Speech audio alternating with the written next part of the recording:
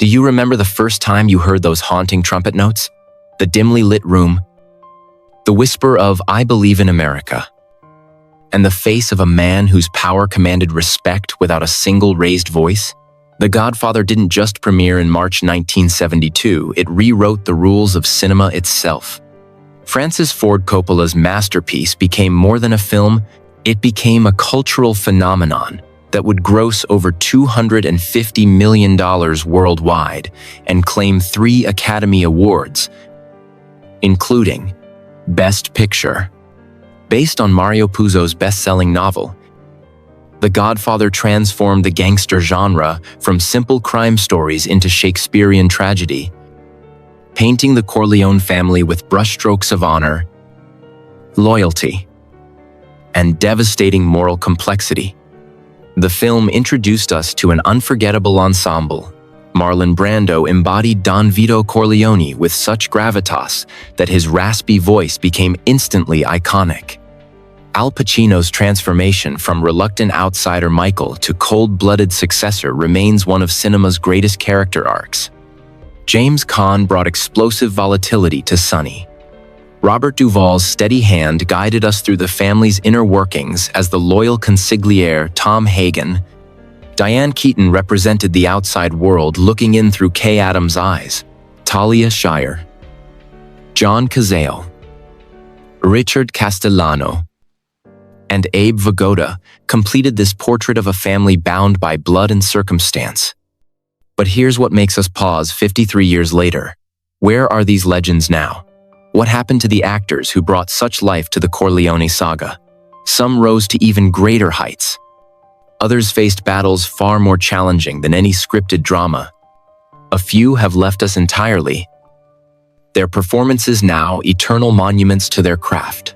Behind the glamour of Hollywood premieres and Oscar glory lie real human stories, stories of triumph and tragedy, addiction and recovery, loves found and lost, careers that soared and others that stumbled. These actors didn't just play roles in a movie. They lived through decades of change, challenge, and transformation. Join us as we travel back to 1972, when these actors stepped onto the Paramount Pictures lot, and then forward to 2025, to discover what became of the faces that defined one of cinema's greatest achievements. This is their journey from the golden age of New Hollywood to today. Remember the Don sitting in shadow, listening patiently to requests on his daughter's wedding day? That commanding presence belonged to Marlon Brando, representing Raf. Established power. 1972. The comeback. At 47.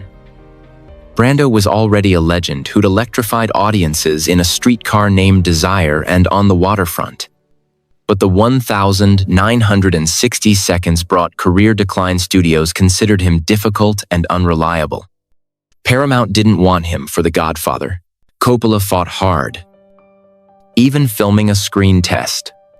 The studio agreed reluctantly, offering just $50,000. Brando's transformation was revolutionary.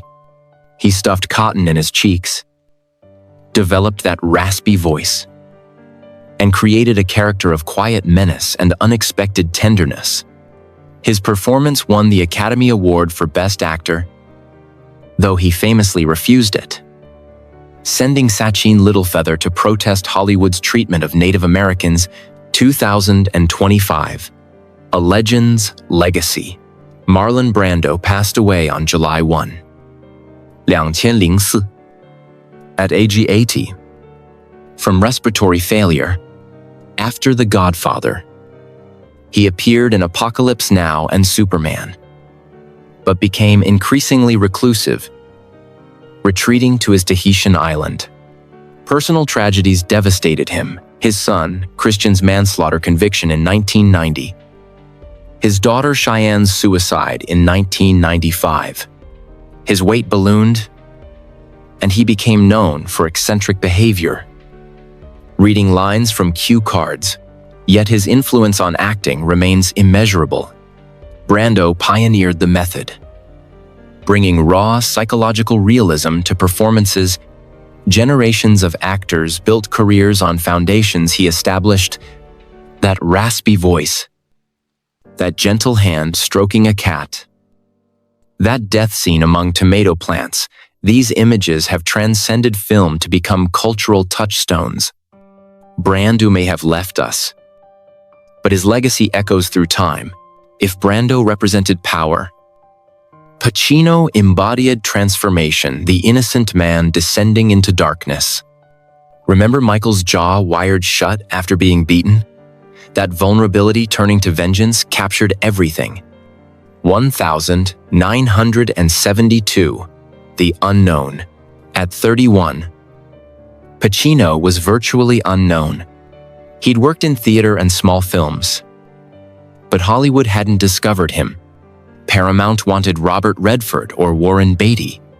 Coppola insisted on Pacino. The studio nearly fired him during filming, thinking he was too quiet, not commanding enough. But those dark, intense eyes told Michael's entire journey from war hero, insisting, "That's my family, not me," to the man who lies to his wife's face. His performance earned an Oscar nomination and launched him into superstardom overnight. 2025, The Master at 84. Today, Pacino is 84 and showing no signs of slowing. The 1970 seconds became his decade. The Godfather Part 2.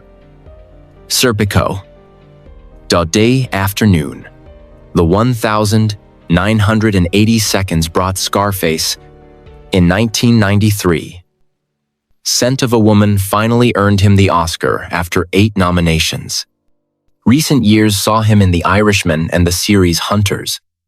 In 2023, he surprised the world by welcoming his 4th child, son Roman, with girlfriend Noor Al-Fala, 54 years his junior.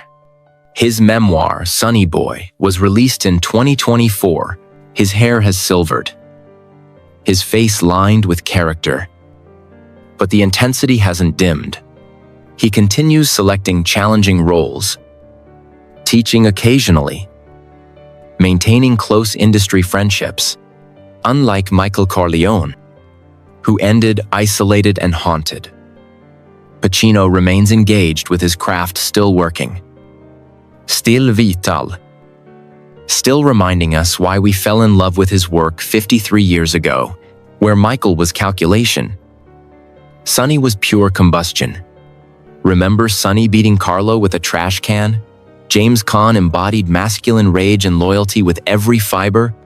1972, The Enforcer. At 31, Caan carried himself with athletic confidence and hair-trigger temper.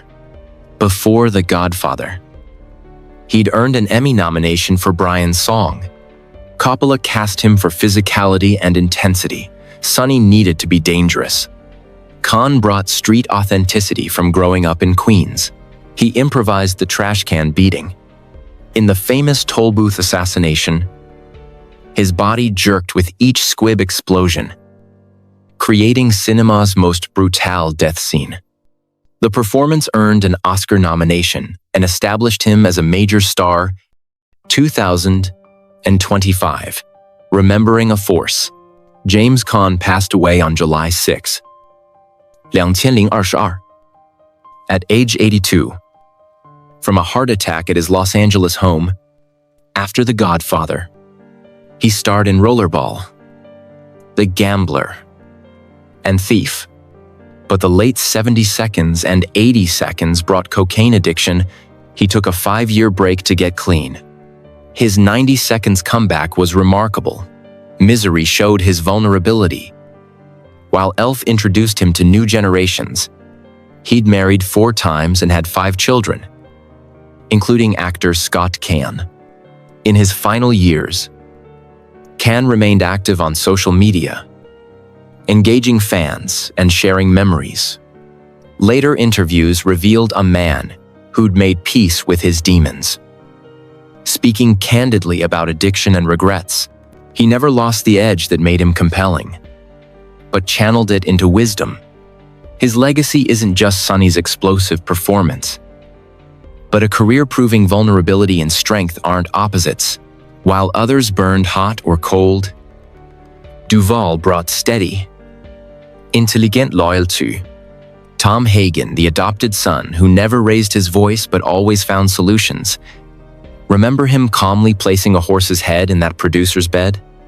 That was Duvall's genius. 1972, The Consigliere. At 41, Duvall was an experienced character actor who'd appeared in To Kill a Mockingbird and worked extensively with Coppola. Tom Hagen wasn't blood family, yet was more loyal than some who were. Duvall played him with quiet dignity, never competing with explosive performances around him. His subtle work earned an Oscar nomination. Interestingly, he refused The Godfather Part 2 when Paramount offered what he considered an insulting salary, a principled stand that cost him participation in the sequel. 2025, still working at 93. Remarkably, Robert Duvall is 93 and still acting. In 2024, he appeared in Hustle Down. The 1,970 seconds proved his range. Apocalypse Now. Network. Tender Mercies won him Best Actor in 1984. He earned 7 Oscar nominations throughout his career. He's been married 4 times. Most recently to Argentine actress Luciana Pedraza, 41 years his junior. Since 2004, they live on a Virginia farm where he pursues Argentine tango and horse breeding. His hair snow white, fast deeply lined. Duvall remains the consummate professional. Recent interviews show him sharp and engaged, speaking thoughtfully about serving characters rather than using them. He's mentored younger actors across 6 decades. Unlike Tom Hagen, who died young off-screen in Part 3, Duvall has enjoyed a long, fulfilling life. His steady excellence has outlasted flashy brilliance, proof that the consigliere's wisdom endures. Among the Corleone's darkness, Keaton brought light. Kay Adams, the outsider who loved Michael before he became unrecognizable. Remember her face when Michael lies about killing Carlo? Innocence realizing it's partnered with evil. 1972. The Light. At 26. The Godfather was Keaton's second film. She'd studied at the neighborhood playhouse and worked in theater.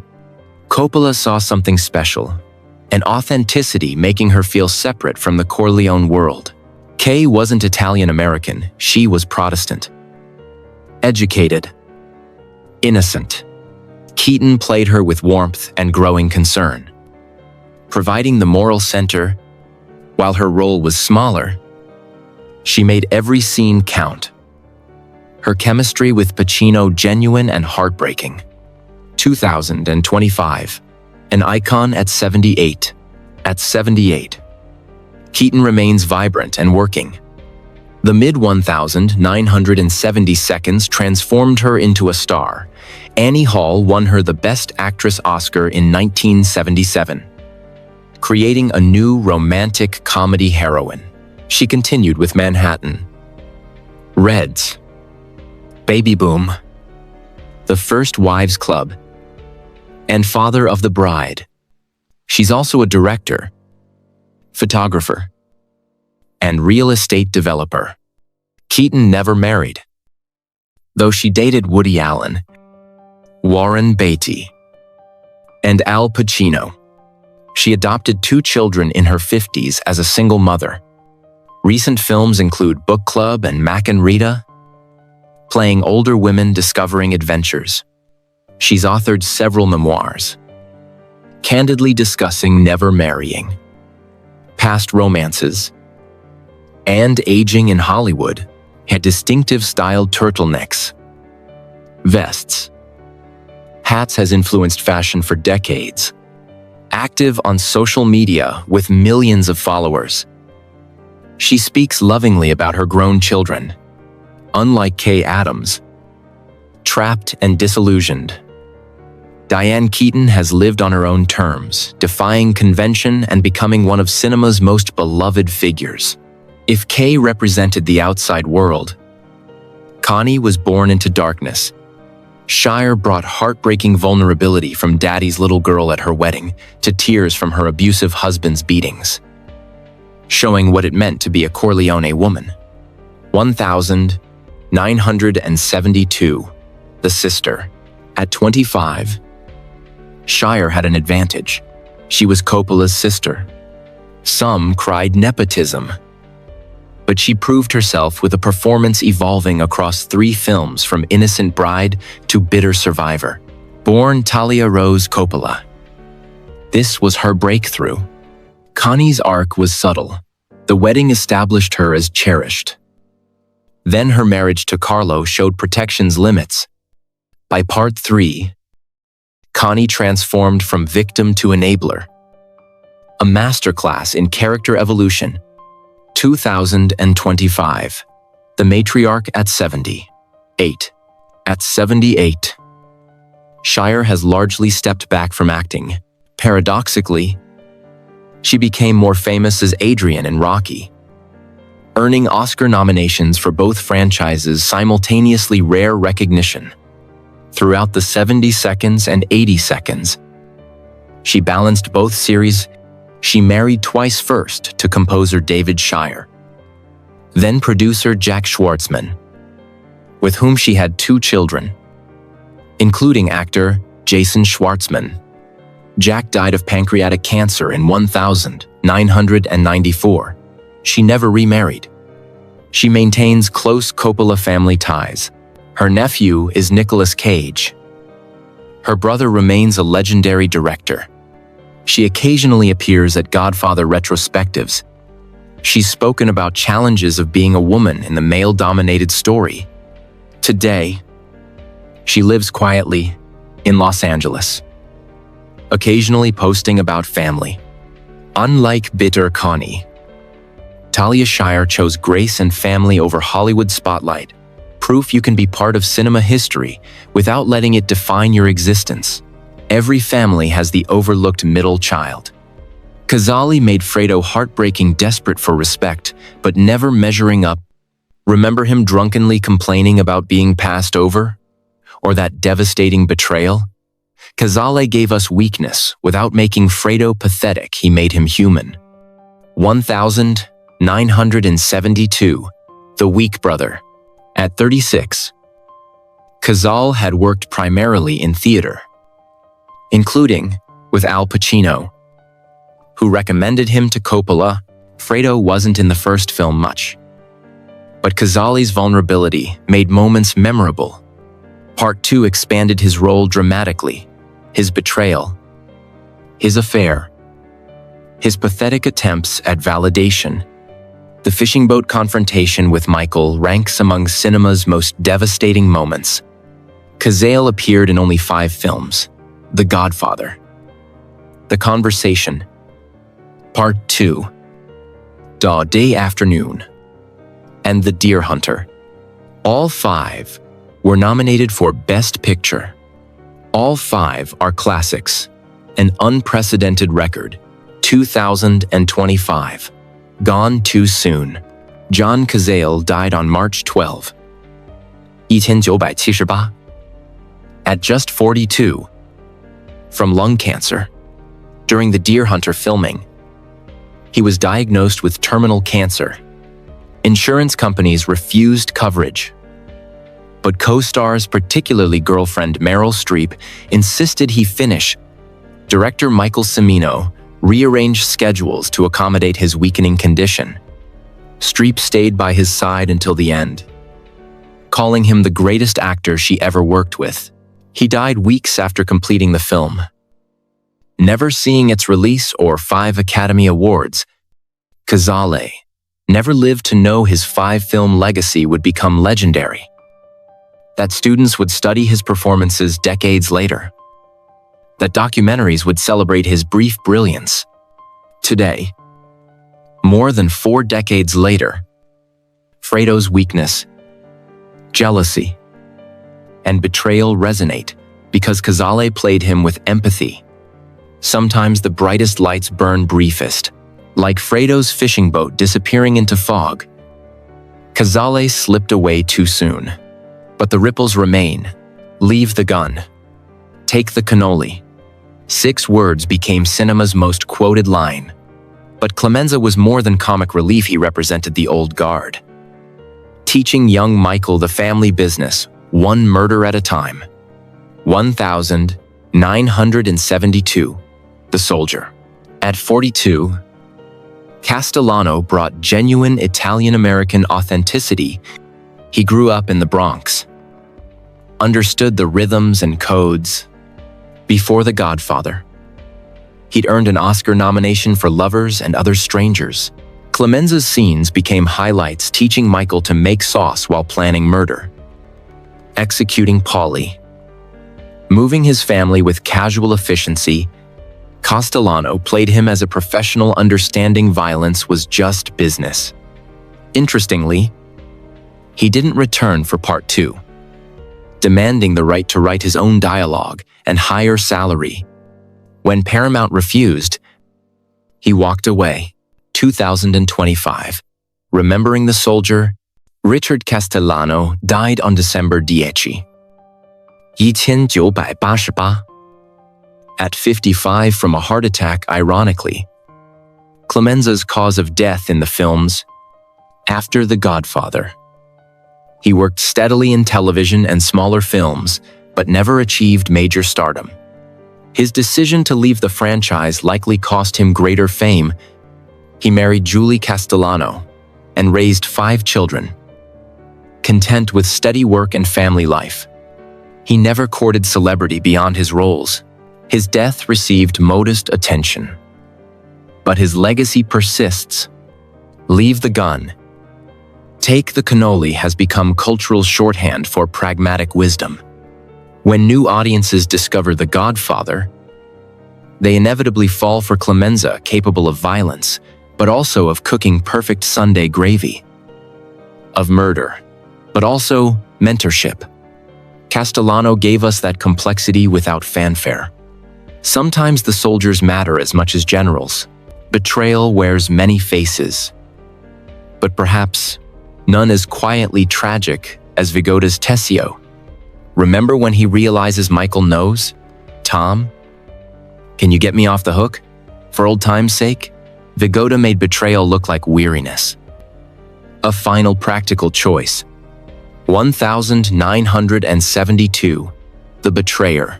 At 51, Vigoda brought decades of stage experience to a supporting role. Before The Godfather, he'd worked extensively in theater and television. Tessio appeared sparingly the wedding. Occasional meetings, but Vigoda gave him weight, a sense of history. His betrayal scene remains devastating. When caught, Vigoda played it without melodrama. Tessio accepts his fate professionally, understanding he gambled and lost. That long, droopy face became his trademark, looking world-weary even when young. 2025, The Last Soldier falls. Abe Vigoda died on January 26, 2016, at 94. One day before his 95th birthday, he passed peacefully at his daughter's home in New Jersey. After The Godfather, he found surprising success on Barney Miller as Detective Phil Fish, earning Emmy nominations. Then something strange happened in 1982. People magazine mistakenly reported he died. The error became legendary. For decades, jokes about Abe Vigoda, dead or alive, proliferated. Our website Abe Vigoda tracked his status. Vigoda embraced the absurdity with humor. His final years saw occasional cameos, including a memorable 2010 Snickers Super Bowl commercial. He'd been married twice, With one daughter, Carol, his longevity became its own story. He outlived nearly everyone. Working for 7 decades, when the death news finally broke, the internet erupted with tributes beneath the humor. Here was a man who'd played a betrayer, executed by Michael, yet outlived nearly everyone. The soldier who betrayed the Corleones became the actor who never betrayed his profession, sometimes off-screen. The good guys finish first. 53 years have passed since a small wedding in a compound on Long Island changed cinema forever.